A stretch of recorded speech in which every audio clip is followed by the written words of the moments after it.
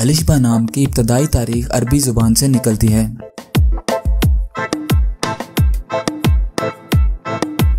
अलिशबा एक इस्लामी नाम है।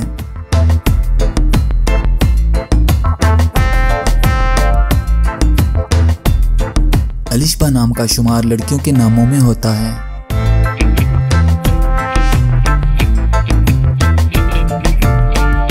अलिशबा नाम का मतलब प्यारी, मासूम और बेज़रर है।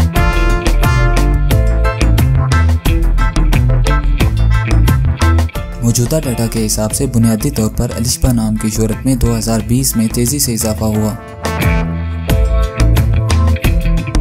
अलिशबा नाम की पॉपुलैरिटी का ग्राफ आप 2004 से 2020 तक देख सकते हैं। ट्रेंड्स के हिसाब से अलिशबा नाम की शोहरत का ग्राफ 2018 में मकबूलियत की इंतहा को छूने लगा। इस्तेमाल के लिहाज से अलिशबा नाम पाकिस्तान, यूएई और बहरीन में कसरत से इस्तेमाल किया जाता है। इंग्लिश में अलिशबा 7 लेटर्स पर मुश्तमिल है।